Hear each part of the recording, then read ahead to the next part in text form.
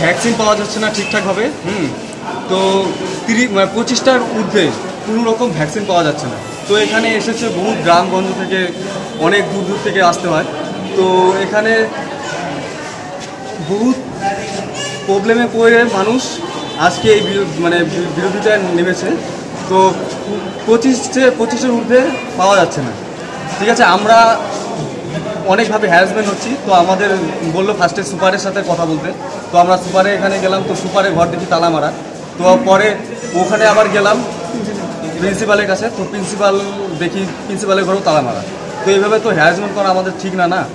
আমরাও তো বহুত কষ্ট করে এখানে রাত্রি 2টা 2:30 থেকে কোনো লোক আছে যারা 11টা থেকে লাইন দিয়ে দাঁড়িয়ে থাকে। রাত্রি 2টার থেকে লাইন দিয়েও আপনি ভ্যাকসিন পাননি? না, পাইনি। কি বলছে গেলে? এখানে বলছে যে প্রশাসনের কাছে বললে না, কি কারণে দিচ্ছেন? বলছে 25টা কি শেষ হয়ে গেছে ওদের, যেটা না 25টার ঊর্ধ্বে দেওয়া যাবে না। তা আপনি যে রাত্রি 2টার সময় লাইন দিয়েছেন, আপনি কি 25 জনের পরে ছিলেন না 25 জনের মধ্যে? 25 জনের আগে ছিলাম। তারপরেও আপনি পাননি? না। তাহলে কি মনে হচ্ছে, কি কারণে পাচ্ছেন না? এখানে বলছে যে এখানে সুপারের সাথে কথা বলতে। তো বলছে যে এখানে শেষ হয়ে গেছে।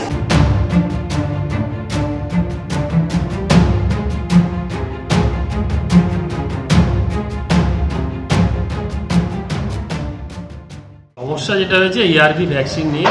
আপনারা জানেন যে ERV ভ্যাকসিন জেলা কেন, পুরো পার্শ্ববর্তী জেলা সব জায়গায় একটা ক্রাইসিস আছে। তার মধ্য দিয়েও কিন্তু আমরা প্রত্যেক দিনই ভ্যাকসিন দিচ্ছি। 25 জন 30 জন করে প্রত্যেক দিন পেয়ে যাচ্ছে। তো জেলার অন্য জায়গায় যেহেতু ভ্যাকসিনের একটু ক্রাইসিস আছে, তো সেই পেশেন্টগুলো আমাদের এখানে হঠাৎ করে বেশি এসে গেছে, যার জন্য একটু সমস্যা হচ্ছে। তবে ওনাদেরকে বলে দিয়েছি আমি, সোমবার দিন যারা আজকে এসেছিল, সোমবার দিন তাদের ব্যবস্থা করব আমরা জেলার সঙ্গে কথা বলে।